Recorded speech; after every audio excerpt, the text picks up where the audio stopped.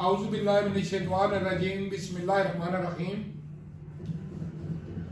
अस्सलाम वालेकुम नाज़रीन, मैं हूँ Ashraf Chughtai one voice web TV से। आज हम पाकिस्तान में एक खूबसूरत शहर डिस्ट्रिक्ट झेलम में बैठे हैं और हमारे दरमियान आज प्रोग्राम की स्पेशल नशिस्त साबिक chairman standing committee for environment और साबिक एमएनए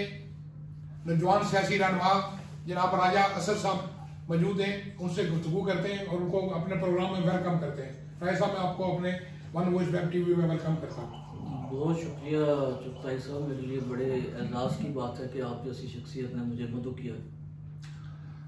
नाज़रीन, मैंने काफ़ी प्रोग्राम डिफरेंट किए, टॉक शो किए, मुख्तलिफ टीवी एंकर्स को अपने प्रोग्राम में लाया, मुख्तलिफ पोलिटिकल पार्टी के लीडरों को लेके आया। जैसा प्रोग्राम आपने देखा होगा कि मैंने तमाम पोलिटिकल पार्टी के जो ओहदेदार थे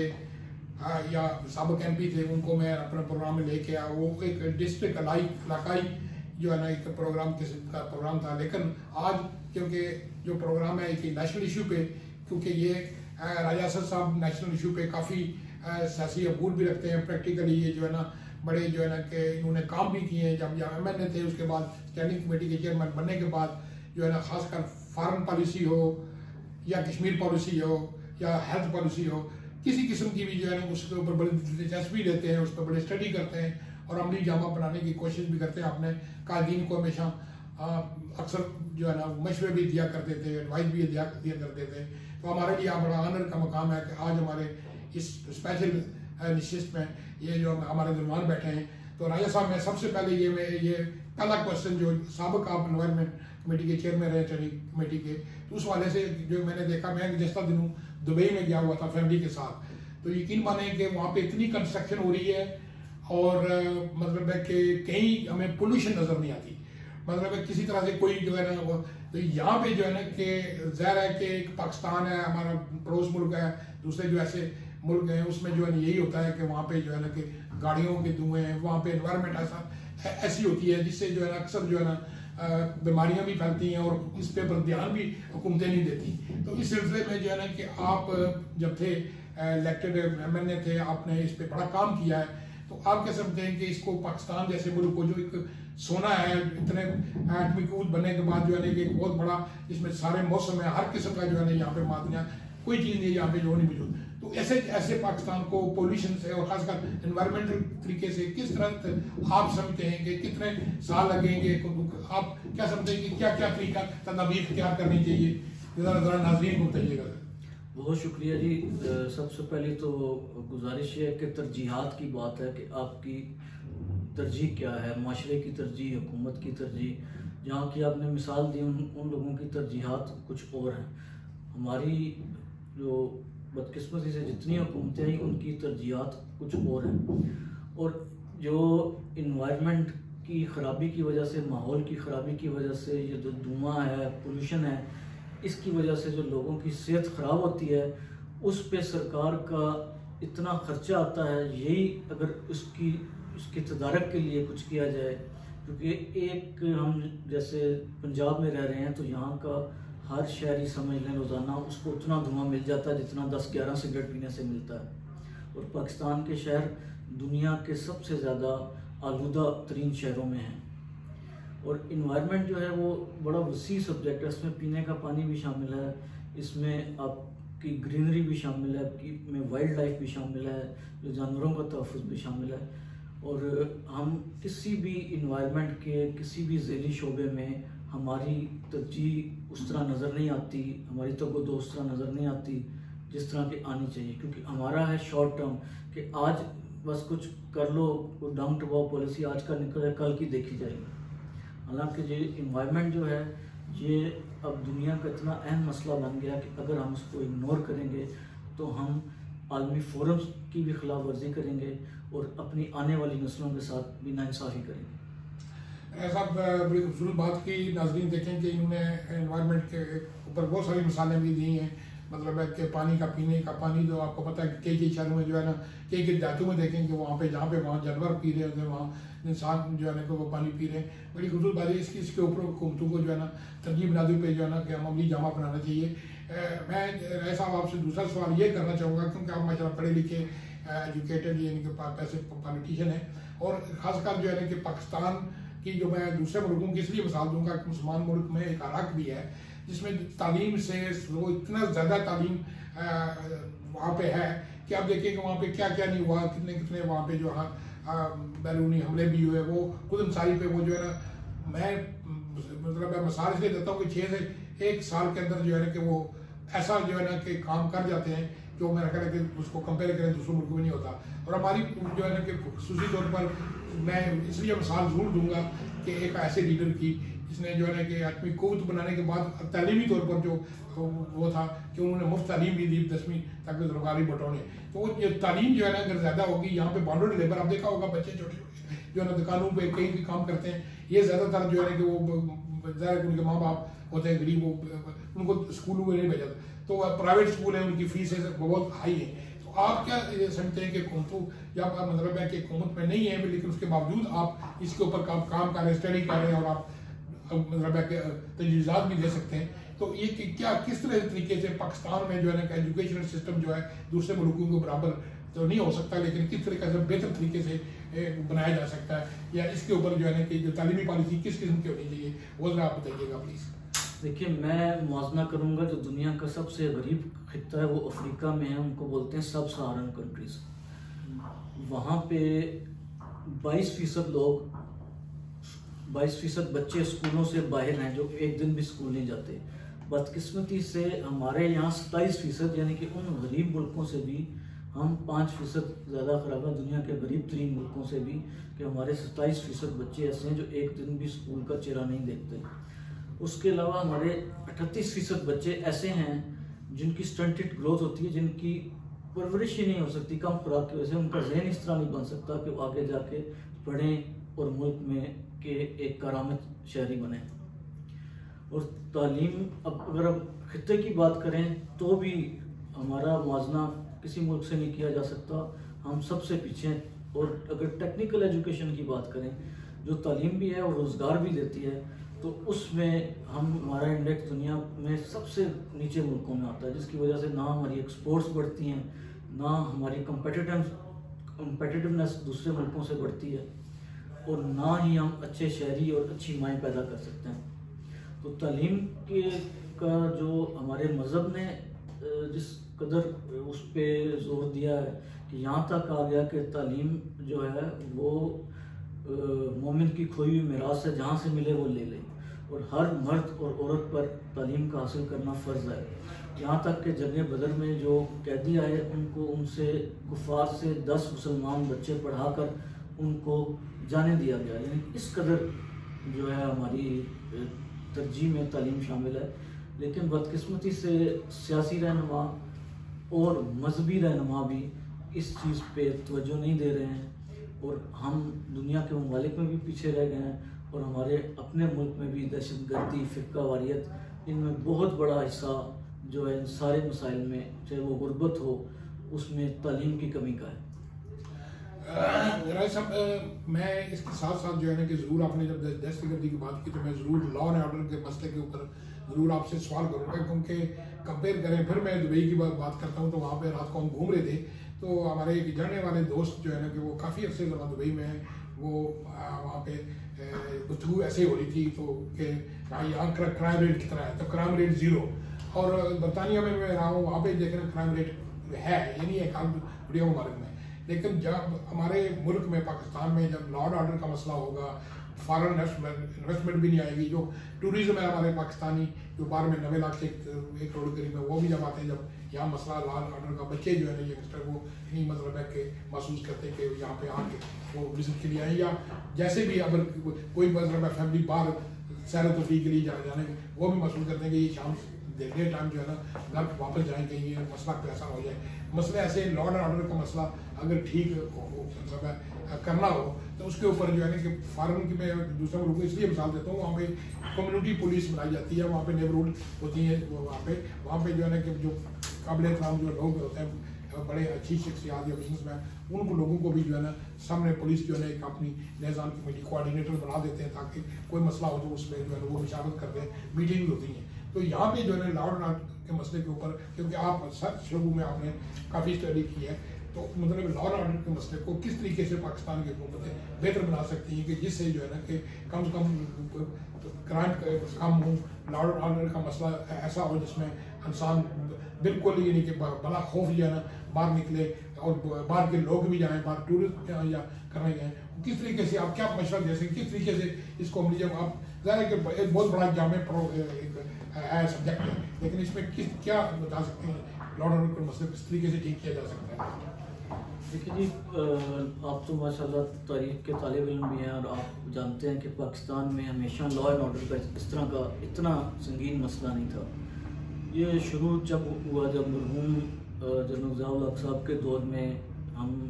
एक जंग में शामिल हुए, और उस दौरान में जो असला इस यहाँ पे इस कदर वाफिर मिकदार में आया, और उसके अलावा जो ड्रग्स आई, तो वो कुछ हमारा रुख जो है माशरे का, वो तरजीहात जो हैं वो तब्दील होना शुरू हो गई। आप जिन मुल्कों की मिसाल दे रहे हैं उनमें से लॉ एंड ऑर्डर सबसे पहले शुरू होता है इंटेलिजेंस से। इंटेलिजेंस ये है कि जितने क्राइम होने से पहले ही उसका पता लगाना है कि कहाँ पे क्या बात हो रही है, कहाँ पे क्या मनसूबा बन रहा है, कौन से शहर में क्या कर रहे हैं। हमारा इंटेलिजेंस का सिस्टम इंतहाई कमज़ोर है, उसके बाद वसाइल भी नहीं है, और करप्शन का भी शिकार है। तो सबसे पहले जो काम शुरू होता है वो इंटेलिजेंस का, उसमें हम बिल्कुल ज़ीरो हैं। दूसरा नंबर आ जाता है इन्वेस्टिगेशन का, तफ्तीश का। उसमें भी इस तरह यहाँ पे हिसाब है कि फ़ाइलों के पेट भरे जाते हैं कि एक को पकड़ लिया तो 100 जराइम उसी पे डाल दिया, सारी पिछली फ़ाइलें बंद कर दी गई। फिर अगला स्टेज आ जाती है एग्जीक्यूशन की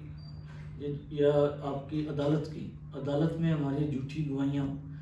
और जो लोग देते हैं, और इन्वेस्टिगेशन में जो होती है वहाँ पे जाके, पाकिस्तान ऐसा मुल्क है शायद यहाँ पे सबसे ज़्यादा जो है गवाह मुनरफ पाकिस्तान में होते हैं। रोज़ एक खबर आएगी फलां में गवाह मुनरफ हो गए, मुद्दई मुनरफ हो गए। दूसरी जो आपने लियाज़न कमेटी की बात की, वो बड़ी अच्छी बात है। उसमें हम भी अपने यूनियन कौंसिल लेवल पे, विलेज कौंसिल लेवल पे इख्तियारात दे के इसमें अपना हिस्सा डाल सकते हैं, क्योंकि लोकल लेवल पे, विलेज लेवल पे, यूनियन कौंसिल लेवल पे लोगों को एक एक शख्स का पता होता है। अगर हम उन लोगों को इन्वॉल्व करेंगे, उन लोगों की खिदमत लेंगे, उन लोगों को इख्तियार देंगे, तो वो जो बिल्कुल लोकल लेवल पे जो क्राइम्स होते हैं उसमें एक वो पुलिस और माशरे का आपस में तलब होता है वो बेहतर होगा, और ग्राउंड लेवल पे उन्हें पता होगा कौन कौन शख्स आ रहा है, कौन नहीं आ रहा, और वो ही हमारे क्राइम को कंट्रोल करने में ये तजवीज़ बहुत अहम साबित हो सकती है। बहुत खूबसूरत बात, क्योंकि लॉ एंड ऑर्डर के मसले की बात है, गुफ्तगू जब की तो वो साथ ही जो है कि उसके साथ ही लिंक यही है कि दहशतगर्दी, इसमें 9/11 के बाद आपने देखा होगा कि जब वाक़या हुआ तो उसके बाद जो है ना कि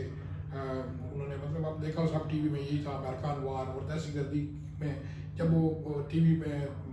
प्रोग्राम जो हेडलाइन लगती थी तो वो हमेशा जो है ना उनका रुख जो होता था पाकिस्तान की तरफ, कि मतलब है कि फिर आपने देखा ईरान और इराक पे क्या हुआ, वो मसला नहीं मैं छेड़ना चाहता, लेकिन मैं बात ये करना चाहूँगी दहशतगर्दी की जंग में हमारी मसल्ला अफवाज, हमारी यानी कि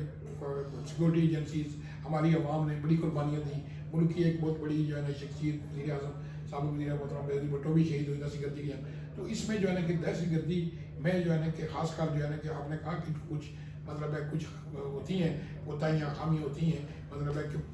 पता लगा लेना कि जी कह रहे थे कि जी फलां दहशतगर्दी आ गए हैं, जब मतलब बाद में होते थे धमाके वो कभी कम हो गए। लेकिन खुसूसी तौर पर जो है ना कि जो ये जो है ना कि दहशतगर्दी का जो खासकर है वो इतना अभी कम हुआ है, लेकिन एक नेशनल एक्शन प्लान बना था, उसके ऊपर भी अमल दरामद नहीं किया। मतलब अगर उसके ऊपर अमल दरामद किया जाता तो शायद हो सकता है कि वो ना पेशावर वाला वाक़या पेश जाता, तो ना ही इनके दूसरे वाक़यात थे। चलो देर दुरुस्त आते ये लोग मुट्ठी बार जो ऐसे कर रहे हैं वो कोई ना कोई करते रहते थे, लेकिन अभी कुछ सुकून अमन है। तो इसको मज़ीद जो है ना कि इससे बेहतर तरीके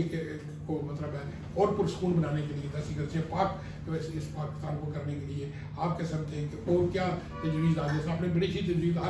हर शोबे में आपने दी है, तो इसमें आप क्या दे सकते हैं कि किस तरीके से पाकिस्तान जो है ऐसा खूबसूरत मुल्क है और मतलब है कि इस्लामी मुल्क है, हुकूमत है सब, उसमें जो है ना कि दहशतगर्दी से पाक हो, तो ये किस तरह से यानी कि और मजबूत और तरक्की करेगा? कौन सी ऐसी चीज़ दे सकती है दहशतगर्दी से पाक करने के लिए? देखिए, एक वक्त था जब अमेरिका को यूएसएसआर को के साथ कोल्ड वॉर चल रही थी और उनको शिकस्त देने के लिए उसे एक शिद्दत पसंद आइडियोलॉजी की ज़रूरत थी, जिसमें कि बाज़ इस्लामी ममालिक, बाज़ हुकूमतें, बाज़ उलमा ने उनका साथ दिया, क्योंकि यूरोप को पेट्रोल डॉलर्स भी आ रहे थे, पेट्रोल की भी ज़रूरत थी उस वक्त, उनकी मैशत के लिए बहुत ज़्यादा अहम था। उन्होंने भी, जो आज मगरबी ममालिक वेला करते हैं, उन्होंने भी आंखें बंद कर रखी। इवन उनके मुल्कों में ये मसाइल पैदा हो गए और हम भी एक जंग में उनके फ्रंट लाइन बने और यहीं इस खिते को एक मैदान जंग बना दिया गया। तो वो जो आइडियोलॉजी थी उसको प्रमोट करने में अमेरिका का और बाद इस्लामी ममालिक का बहुत बड़ा हाथ था। अब ये है कि वो चीज़ जो है वो मगरिब को भी नुकसान कर रही है, हमें भी नुकसान कर रही है। हालांकि हमारा नज़रिया जो इस्लाम है वो अमन और मोहब्बत का मज़हब है। जब फ़तह मक्का हुआ तो हुज़ूर सल्लल्लाहु अलैहि वसल्लम ने हुक्म किया कि जो किसी को कुछ भी नहीं कहना, जो तलवार उठाए उससे लड़े, अगर तलवार फेंक दे उसको भी माफ़ करना है। सबसे बड़े दुश्मन अबू सुफियान के घर को दरुल-अमन करार दे दिया कि जो उस घर में चला जाएगा उसको माफ़ी होगी। तो यहाँ ये नहीं था कि आप जैसे अब हमें कहा जाता है कि खुदकुश हमला कर दो, इस तरह कर दो, ये इस्लाम की जो तालीमात हैं उसके बिल्कुल मुनाफी है। और ये एक ख़ास किस्म की आइडियोलॉजी एक ख़ास वक्त में प्रमोट की गई जो कि इस्लाम से बिल्कुल मुताबिकत नहीं रखती और ये बिल्कुल उन तालीमात के ख़िलाफ़ है जो कुरान, शरीयत और हुज़ूर सल्लल्लाहु अलैहि वसल्लम की तालीमात हैं। अब जंग बदर का वाक़या ले लें, उसमें जो कैदी आए उसमें जो है आयत कुरान की नाज़िल हो गई कि इनको तवान लेके रिहा कर दिया जाए या वैसे ही छोड़ दिया जाए जो तवान नहीं मिले। जंगी कैदियों के साथ भी अच्छा सलूक किया गया, जो बाद में मगरिब ने सीखा, जेनेवा अकॉर्ड और इन चीज़ों में जो जंगी कैदियों का मगरिब ने बाद में सीखा। इस्लाम ने हमें बहुत पहले सबक दिया हुआ था और जो भी हम अब तालीमात कुछ लोग उलमा भी इसमें शामिल हैं जो दे रहे हैं वो इस्लाम के बिल्कुल मुनाफी हैं। इस्लाम अमन और मोहब्बत का मज़हब है। ये बात हमें आहिस्ता आहिस्ता समझ आई है। और अब दूसरा जो मसला ये है कि जो हमारी खामियां थी उनका फ़ायदा हमारे दुश्मन ममालिक ने उठाया और वो जो हमारे अंदर लोग हैं जिनमें मीर जाफ़र और मीर सादिक हैं उनको इस्तेमाल करके जो है दहशतगर्द की कार्रवाइयाँ की जा रही हैं, लेकिन वो बिल्कुल सपोर्ट करते हैं, लेकिन मसला हमारे अंदर है। हमें देखना होगा। बात फिर वही आ जाती है कि लोगों को तालीम देंगे, आप रोज़गार देंगे तो उन ऐसे लोगों का शिकार ये लोग नहीं बनेंगे, उनका हथकंडे में नहीं आएंगे। सब बड़ी चीज जो है ना कि गुफ्तगू चल रही है, खसूसी तौर पर जो है ना कि जो भी मुल्क होते हैं, चाहे छोटा मुल्क हो बड़ा मुल्क हो, जब मुल्क का दारोमदार उसकी तरक्की का दारोमदार जो है ना खासकर उसकी फॉरेन पॉलिसी पे होता है। हमारी पाकिस्तान की जो खालिया पॉलिसी है, मतलब है कि मुझे तो मायूस कन नजर आती है, चाहे वो कश्मीर का मसला हो या दूसरे शोबों में दूसरी तरफ भी देखें। तो आप कह सकते हैं कि जो इस वक्त जो मुल्क की जो फॉरेन पॉलिसी है, मतलब है कि फॉरेन पॉलिसी में बहुत सारे पहलू में जो है ना आप जो है ना गुफ्तगू कीजिएगा, क्योंकि जब मुल्कों के साथ आपका एक किस्म का होता है जो मैं को ऐसी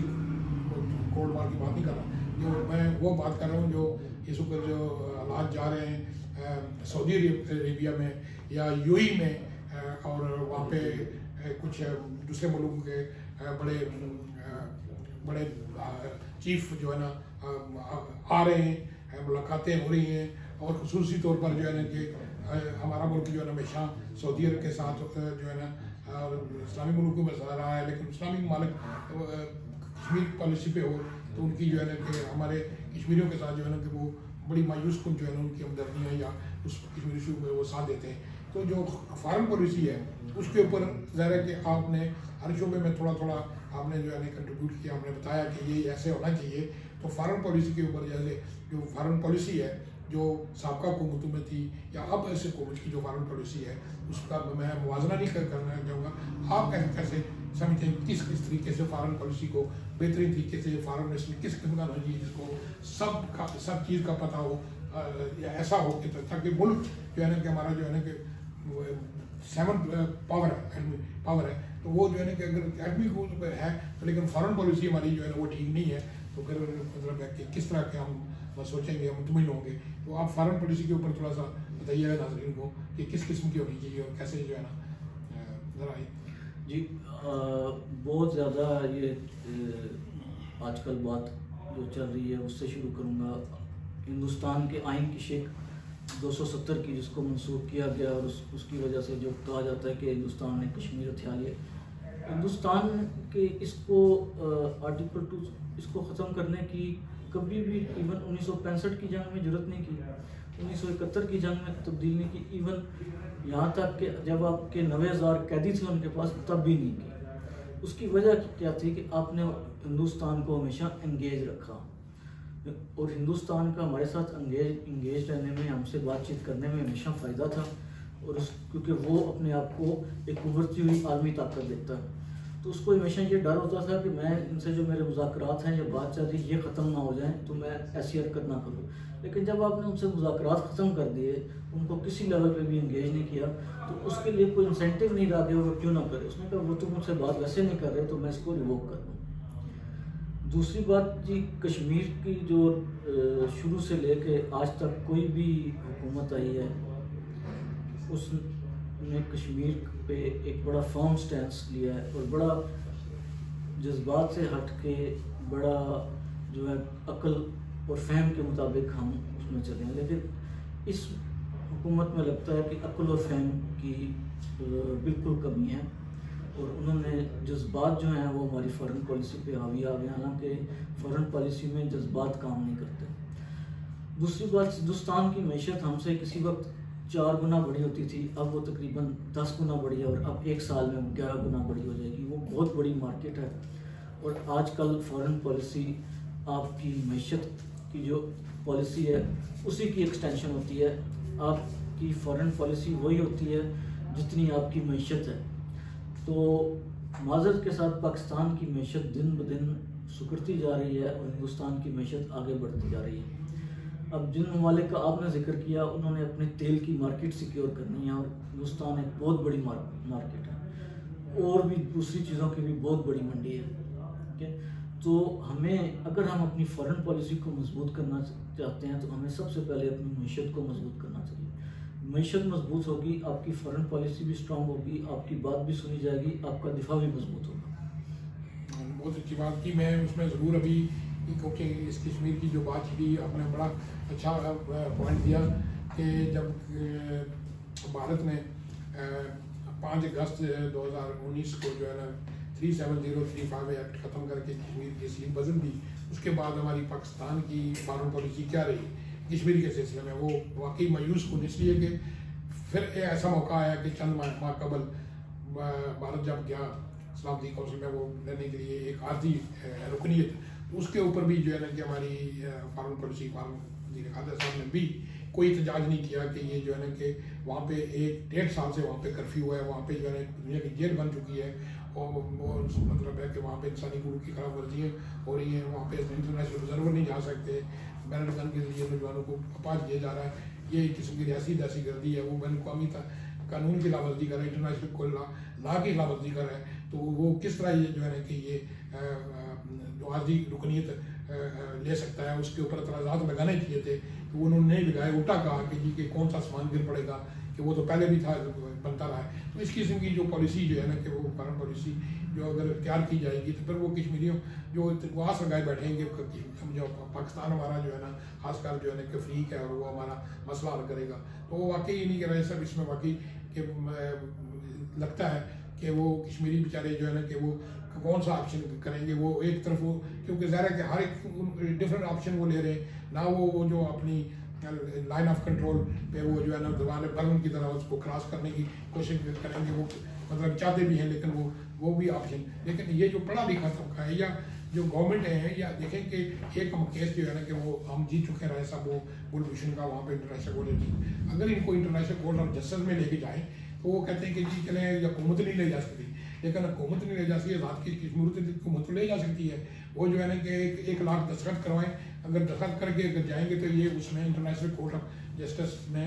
मतलब है कोई फर्द भी ले जा सकता है कि ये इस किस्म का कर रहा है। लेकिन मैं आखिरी जो है ना सवाल पे ज़रूर करूँगा कि 3 दिन पहले 4 दिन पहले फारूक हैदर जो प्राइम मिनिस्टर है, क्योंकि उन्होंने कहा कि जी 3 दिन पहले जब वो 5 का तो मुझे आके बता दिया गया था इस्लामाबाद बुला के कि ये ऐसा वाक़या होने वाला है। तो फारूक हैदर साहब जो है ना कि अगर वो करेंगे भी, अभी उन्होंने ये 5 फरवरी को ये ऐसा बयान दिया, तो वो अगर वो इसको बताएंगे कि ऐसा अगर इनको पता था तो इन्होंने क्या किया कि ये इस तरह का ये ऐसा कि आप कैसे समझते हैं कि अगर इस किस्म की फॉरेन पॉलिसी रखेंगे कि डिप्लोमेसी रखेंगे तो वो मुज़ाकरात पे भी नहीं आ रहा, ना राशमारी करवा रहा है, ना कोई ये लेके जाते हैं उसको करारदादों को जो 1940 करारों यूनाइटेड नेशन में, तो फिर किस किस्म की ये पॉलिसी है? आप कह सकते हैं कि ऐसी पॉलिसी लेके वो अगला जो आने वाला मैंडेट जो अगला इलेक्शन 2 साल होगा या इससे कबल वक्त भी हो सकता है, तो क्या ये समझते हैं कि आप ये इनकी जो पॉलिसी है इस किस्म की पॉलिसी आप समझते हैं कि आप या वहाँ मुतमिन हैं? जो फॉरेन पॉलिसी की नाकामियाँ हैं वो शायद इससे पहले हमने अपनी ज़िंदगी में नहीं देखी, ना तारीख में पढ़ी हैं। जिस फ्रंट पे भी आप देख लें उसमें हमें सिर्फ नाकामियाँ ही नज़र आती हैं। और कश्मीर के मामले में हिंदुस्तान की पहले जैसे मैंने गुजारिश की कि किसी भी दौर में उन्होंने बिल्कुल इस तरह का नहीं किया। और जिस तरीके से गोलाबारी इंडिया कर रहा है, और बाकी आप देख लें हम फॉरेन पॉलिसी में जो हम तजारत के फ़ायदे ले सकते हैं बाकी बाहर के ममालिक से, हम वो भी नहीं ले पा रहे। तो हमारी जो तजारत भी एक खारजा पॉलिसी का हिस्सा होता है, और जितना हमारा तजारती खसारा बढ़ रहा है मुल्कों के साथ और इंडिया का वो हमारी मार्केट लेता जा रहा है, तो ये भी एक बहुत बड़ी नाकामी है जो इससे पहले किसी हुकूमत में देखने में नहीं है। ऐसा मैं आपसे क्योंकि आप पॉलिटिशियन है, सियासी शख्सियत है, MNA रहे हैं, तो सियासी जब इंसानी शख्सियत से इंटरव्यू किया जाए तो जो सियासी सवाल जो है ना जो बनता है इस वक्त की इंतजार में मैं वो ज़रूर ये करूँगा कि देखो जी की हुकूमत ने जब ये अपोजिशन में थे, इलेक्शन कैंपेन में थे, इन्होंने वादे किए 1 करोड़ नौकरियाँ 50 लाख घर देंगे, तो वो तो सब ने देख लिए, ना नौकरियाँ ना घर नजर आ रहे हैं। ये कहते थे वज़ीर आज़म साहब कि मैं ऐसी टीम लाऊंगा, तो आप देखेंगे वो टीम भी आपने देख ली। कहते थे कि जी कि अगर वज़ीर आज़म जो है ना कि ऊपर वज़ीर आज़म करप्ट होगा तो नीचे वाले भी करप्ट होंगे, वो भी आपने देख लिया। चूचू का मरबा मुख्तलिफ किस्म के लोग इनके शामिल हो गए। तो जो वादे भी किए थे अवाम से वो भी नहीं फुलफिल किए, अवाम भी इनसे नाराज़ है और अतादी भी नाराज़ है, वो छोड़ रहे हैं अख्तर मैंगर, वो भी गए 4-5 सीटों से यानी कि हुकूमत बनी हुई है, कानून साजी कर नहीं सकते, सदाती आर्डिनेंस जारी करते हैं, मशावरत करते नहीं है, ना पार्लियामेंट को माल लेते हैं, ना सेनेट को लेते हैं, ना अवाम को लेते हैं, ना अपोजिशन को लेते हैं। तो आप किस समझते हैं कि ये तो PDM तो जो वो कर रही है वो तो एहतजाज कर रही है, उनका हक बनता है, इनका भी हक था जब ये धरने देते थे उस वक्त, तो ये गिलाओ जलाओ की बातें करते थे, सारा कुछ PTV पे हमले होते थे। लेकिन अभी जो ये कर रहे हैं तो कहते हैं कि ये जो हुकूमत दुश्मन है, ये चोर है। तो मतलब मेरा सवाल ये है कि ये चोर जो कहते हैं, तो इनके जो हुकूमत में बैठे हैं वो भी शरद दौर के हैं, नून लीग के हैं, पीपल्स पार्टी के दौर के गुजार, तो वो उस वक्त जो थे ना वो मतलब अगर वही चोर थे तो चोर इनके साथ अगर हैं, तो मतलब है कि ये किस तरह से जो है ना कि इन्होंने सिर्फ ये रट लगाई हुई है और माज लाई का सिलसिला है, मतलब है कैसे ये हुकूमत जो है ना कि अगले 2-2.5 साल जो है ना अगली ये निकालेगी। कोई भी जमहूरी पसंद धीरे नहीं करना चाहता हुकूमत को, लेकिन ये जो है ना कि इस तरह की जो है ना आप क्या समझते हैं कि जो PDM का, मैं सवाल मेरा यही है कि PDM का जो उनके पास ऑप्शन है कि जी एक धरना शायद मार्च में करें, या नो कॉन्फिडेंस जो चेयरमैन बिलावली की है, नो कॉन्फिडेंस भी कहते हैं कि इसके नंबर पूरे नहीं है। मतलब आप क्या समझते हैं कि इस वक्त जो हुकूमत की जो कारकर्दगी जो है ना 2.5-3 साल में सबने अवाम ने देख ली है, तो वो आप जो है ना कि सवाल मेरा यही है कि अगले 3 महीनों में 4 महीनों में जिसमें सेनेट के इलेक्शन भी आ रहे हैं, धरने भी इन्हीं की मतों को आ रहे हैं, नो कॉन्फिडेंस भी आ रही है, फिर आने वाला बजट भी आ रहा है, और कोरोना वबा में जो अवाम पिस रहे हैं, गरीब अवाम तंग आ चुके हैं। आप क्या समझते हैं कि अगले 3-4 महीने में कौन सा सिनेरियो देख रहे हैं एज ए पॉलिटिशियन? आप क्या देख रहे हैं? आप क्या समझते हैं क्या आगे होने वाला है? मैं ये नहीं कि पेशन गोई करें, आप सियासी सूझबूझ रखते हैं, बड़ी दूरंदेशी की बात सोच रखते हैं। आप जरा बताइएगा कि अगले 3-4 महीने में क्या मतों को सूरत हाल पैदा हो सकती है पाकिस्तान में खुसूसी तौर पर? जो आपने मसाइल का जिक्र किया जिसमें अवाम पिस रही है, तो जो भी मसले की बात हो ये पिछली हुकूमतों पे डाल देते हैं। तो एक जैसे एक खाने पीने की चीज़ की एक्सपायरी डेट होती है, इसी तरह एक बयानिए की एक्सपायरी डेट होती है। कुछ देर तो वो साल डेट तो चल जाता है, लेकिन वो फिर बयानिया एक्सपायर हो जाता है, अब उसकी शेल्फ लाइफ ख़त्म हो गई है। अब अवाम इस बात को नहीं मानेंगे कि पिछली हुकूमतों ने जो है मसाइल पैदा किए।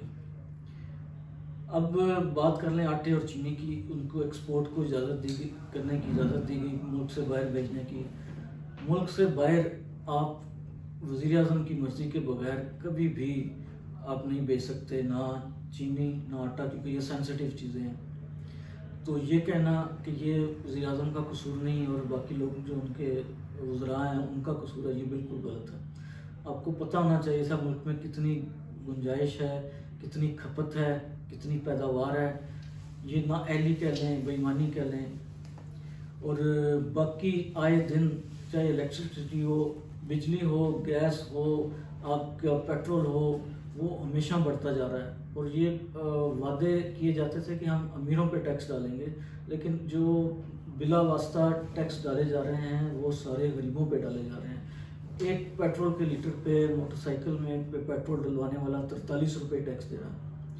लैंड क्रूज़र वाला भी उतना ही दे रहा है। तो अमीर और गरीब बराबर टैक्स दे रहे हैं, जबकि इनका वादा था कि हम अमीरों से टैक्स लेंगे। बाकी आप जो मैनेजमेंट है वो देख लें, मईशत के हवाले से, किसी महंगाई को कंट्रोल करने के हवाले से, दूसरी चीज़ों के हवाले से बिल्कुल भी मुकम्मल तौर पर नाकाम हो चुके हैं। दवाइयाँ महंगी हैं, बाकी चीज़ें छोड़ दें, आपको मेडिसिन महंगी मिल रही हैं और हॉस्पिटल्स में मिल नहीं रही। जो पहले मिल जाती थी हॉस्पिटल्स में फ्री मेडिसिन सरकारी अस्पतालों में, अब वो बिल्कुल भी नहीं मिल रही। और गरीब बंदे का वही हॉस्पिटल का असरा होता था कि फ्री दवाई मिल जाती थी, अब वो मार्केट से लेता है और उसकी क़ुव्वत ख़रीद से बिल्कुल बाहर है। उसके लिए मौत सस्ती हो गई है, ज़िंदगी बहुत महंगी हो गई है। और आगे का मुझसे बेहतर आप तजिया कर सकते हैं कि कल को क्या होगा, ये तो आने वाला वक्त बताएगा। लेकिन एक बात ज़रूर है कि जो गरीब वोटर है पीटीआई का, इस टाइम वो बिल्कुल बददिल हो चुका। बाकी जो मिडिल क्लास के ऊपर शायद वो इतने बददिल ना हो, लेकिन गरीब तबका जो है वो बिल्कुल बददिल हो चुका है। इलेक्शन 4 महीने बाद हों या 2023 में हो, उसमें रिज़ल्ट आपको इसी तरह नज़र आएगा कि लोग जो अपना गुस्सा वो पर्ची की सूरत में निकालेंगे और जो इन्होंने वादे किए थे और उस वादों को अमली जामा नहीं पहना सके, बुरी तरह से एक्सपोज हो गए हैं, इसका रिजल्ट आपको इलेक्शन में नजर आएगा। नजरिए आप गुफ्तगू सुन रहे राजा साहब की, देखेंगे मतलब है कि मैं वाइंड अप करने से पहले मैं ज़रूर इतना कहूँगा कि जिस तरह इन्होंने राजा साहब ने कहा कि देखेंगे बयानिया जो होता है ना वो तो उसकी एक होती है मुद्दत या डेट, या वो बयानिया 1 महीना 2 महीने 6 महीने साल तक वो एक ही बयाना चलता रहता है। इनकी यही रट लगाई हुई थी, बस ये जो है ना कि इन्होंने कर्जे लिए, कर्जों में डुबो दिया, चोर है सारा। लेकिन वो आपने देख लिया, मुशर्रफ दौर का भी शेख हफीज़ है, बाद में भी जो है अपने पिछली गवर्नमेंट पीपल्स पार्टी नून शेख हफीज़, अभी भी शेख हफीज़ वही जो है ना इन्होंने रखा हुआ है, वही सारे लोग रखे हुए हैं। तो वो जो है ना कि गरीब आवाम तो ज़ाहिर है कि कर्जे में डूबी हुई है, तो उसको जो है ना कि किस तरीके से जो है ना कि या कर्जे से याद दिलाई जा सकती है, जब तक इनकी तमाम पॉलिसियाँ जिस पर राजा साहब ने डिस्कस की है उसके ऊपर जो है ना कि सही संजीदगी से अच्छी टीम जो है ना, अच्छी जो है ना कि मुखलिस लोग जो है ना वो जब तक किसानी रखेंगे, उनको जो है ना जो नायल लोग हैं उनको ज़रा मतलब उनको हमारे वज़ीर-ए-आज़म खान साहब को जो है ना ध्यान देना चाहिए। तो मैं जो है ना कि आखिर में जो है ना मैं राय साहब से कहूँगा कि राय साहब कोई अपना 1-1.5 मिनट का जो है ना पैगाम अवाम के लिए, कि जो अवाम जो है ना कि वाकई आपने कहा कि गरीब अवाम पिस रही है, टैक्सेस में जो है ना उनके ऊपर टैक्स भी लगाए जा रहे हैं, कोरोना वबा में बड़े मुतला है, बड़े दिहाड़ी लगाने वाले बेचारे कुछ ऐसे शायद कुछ लोग जो है ना कभी मैंने हाथ फैलाते हुए नहीं देखा, वो सारे हर किस्म का जो है ना यहाँ पे जो है ना ऐसा जो है ना कि पाकिस्तान में जो है ना जो सिलसिला हो रहा है, यानी कि मतलब है उसमें जो है ना कि आप इनको क्या एज ए पॉलिटिशियन, मतलब ज़ाहिर है कि आप मुंतखब नुमाइंदे भी नहीं हैं, लेकिन एहसास दिल तो रखते हैं ना, आप क्या पैगाम देना चाहते हैं अपने पाकिस्तानी अवाम को, आपके सुनने वालों को, आपके चाहने वालों को क्या पैगाम देना कि कोई 1 मिनट में तो मैं ताकि इसका प्रोग्राम। मैं यही गुजारिश करूँगा कि जब भी अवामी नुमाइंदों को मुंतखब करें, अपना वोट डालें, तो आप दिल की बजाय अपने दिमाग को इस्तेमाल करें और जज्बात में नारों पे यकीन करने की बजाय सोच समझ के वोट का इस्तेमाल करें। अच्छे शरीफ कैंडिडेट्स को वोट दें, चाहे वो किसी पार्टी से हो, जो पार्लियामेंट में जाके आपकी आवाज़ उठा सकें, आपके हकूक़ के लिए, ना सिर्फ मुखालिफ पार्टी से बल्कि अपने लीडर के सामने भी आपके हकूक़ की बात कर सकें। बहुत शुक्रिया नाज़रीन, आपका बहुत शुक्रिया सुनने का। ये लाइव प्रोग्राम चलाने की कोशिश की जा रही थी वेब टीवी पे, सोशल मीडिया पे, दूसरी तौर पर यूट्यूब पे, तो वो टेक्निकल खराबी समझ भी लें या उसको सोशल मीडिया को ब्लॉक हो गया या किया गया या जो कुछ भी है, तो ये इंशाल्लाह जो है ना यूट्यूब पे आएगा, वन वेब पे देखते रहिएगा, उसको सब्सक्राइब कीजिएगा। ये जो है ना कि आइंदा इंशाल्लाह मिलेंगे नए टॉप के साथ, नई शख्सियत के साथ। और ऐसा मैं आपका बहुत मशहूर हूँ और सुनने वाले नाज़रीन आपका बहुत मशहूर हूँ। मैं आपका बहुत मशहूर हूँ, आपने दावत दी, उस काबिल सब बहुत शुक्रिया। Thank you very much. अल्लाह हाफिज़, दुआ में याद रखिएगा। पाकिस्तान जिंदाबाद।